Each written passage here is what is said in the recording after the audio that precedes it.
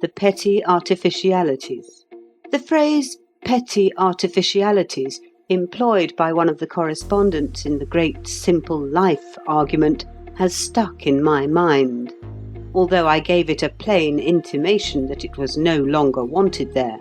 Perhaps it sheds more light than I had at first imagined on the mental state of the persons who use it when they wish to arraign the conditions of modern life. A vituperative epithet is capable of making a big show.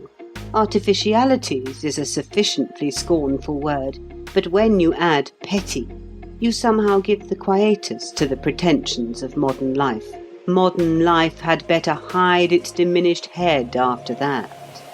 Modern life is settled and done for, in the opinion of those who have thrown the dart. Only it isn't done for, really, you know. Petty, after all, means nothing in that connection. Are there, then, artificialities which are not petty, which are noble, large, and grand? Petty means merely that the users of the word are just a little cross and out of temper. What they think they object to is artificialities of any kind, and so to get rid of their spleen they refer to petty artificialities. The device is a common one, and as brilliant as it is futile. Rude adjectives are like blank cartridge. They impress a vain people, including the birds of the air, but they do no execution. At the same time, let me admit that I deeply sympathise with the irritated users of the impolite phrase petty artificialities, for it does at any rate show a divine discontent. It does prove a high dissatisfaction with conditions which at best are not the final expression of the eternal purpose. It does make for a sort of crude and churlish righteousness. I well know that feeling which induces one to spit out savagely the phrase petty artificialities of modern life.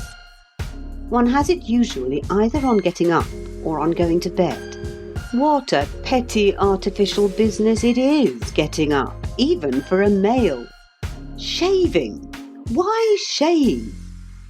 And then going to a drawer and choosing a necktie. Fancy an immortal soul. Fancy a fragment of the eternal and indestructible energy which exists from everlasting to everlasting, deliberately expending its activity on the choice of a necktie. Why a necktie? Then one goes downstairs and exchanges banal phrases with other immortals. And one can't start breakfast immediately because some sleepy mortal is late. Why babble? Why wait? Why not say straight out, "Go to the deuce, all of you. Here it's nearly 10 o'clock, and me anxious to begin living the higher life at once, instead of fiddling around in petty artificialities. Shut up, every one of you. Give me my bacon instantly, and let me gobble it down quick and be off. I'm sick of your ceremonies." This would, at any rate, not be artificial. It would save time. And if a similar policy were strictly applied through the day, one could retire to a well-earned repose in the full assurance that the day had been simplified. The time for living the higher life, the time for pushing forward those vast schemes of self-improvement which we all cherish, would decidedly have been increased. One would not have that maddening feeling which one so frequently does have when the shades of night are falling fast, that the day had been frittered away. And yet, I gravely doubt whether this wholesale massacre of those poor petty artificialities would bring us appreciably nearer the millennium. For there is one thing, and a thing of fundamental importance, which the revolutionists against petty artificialities always fail to appreciate, and that is the necessity and the value of convention. I cannot in a paragraph deal effectively with this most difficult and complex question. I can only point the reader to analogous phenomena in the arts. All the arts are a conventionalization, an ordering of nature. Even in a garden you put the plants in rows and you subordinate the well-being of one to the general well-being. The sole difference between a garden and the wild woods is a petty artificiality. In writing a sonnet, you actually cramped the profoundest emotional conceptions into a length and a number of lines and a jingling of like sounds arbitrarily fixed beforehand. Wordsworth's "The world is too much with us" is a solid, horrid mass of petty artificiality.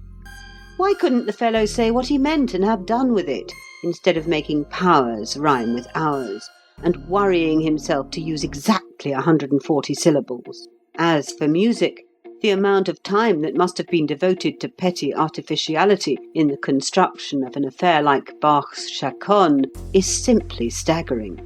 Then look at pictures, absurdly confined in frames, with their ingenious contrasts of light and shade, and mass against mass. Nothing but petty artificiality. In other words, nothing but form. Form, which is the basis of all beauty, whether material or otherwise.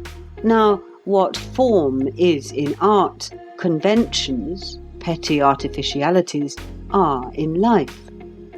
Just as you can have too much form in art, so you can have too much convention in life. But no art that is not planned in form is worth consideration. And no life that is not planned in convention can ever be satisfactory. Convention is not the essence of life, but it is the protecting garment and preservative of life. And it is also one very valuable means by which life can express itself. It is largely symbolic, and symbols, while being expressive, are also great time-savers. The despisers of petty artificialities should think of this. Take the striking instance of that pettiest artificiality, leaving cards. Well, searchers after the real, what would you substitute for it? If you dropped it and substituted nothing, the result would tend towards a loosening of the bonds of society, and it would tend towards the diminution of the number of your friends. And if you dropped it and tried to substitute something less artificial and more real, you would accomplish no more than you accomplish with cards. You would inconvenience everybody and waste a good deal of your own time. I cannot too strongly insist that the basis of convention is a symbolism, primarily meant to display a regard for the feelings of other people. If you do not display a regard for the feelings of other people, you may as well go and live on herbs in the desert. And if you are to display such a regard, you cannot do it more expeditiously, at a smaller outlay of time and brains, than by adopting the code of convention now generally practised.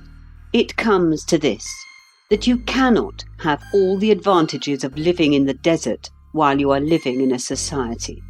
It would be delightful for you if you could, but you can't. There are two further reasons for the continuance of conventionality. And one is the mysterious but indisputable fact that the full beauty of an activity is never brought out until it is subjected to discipline and strict ordering and nice balancing.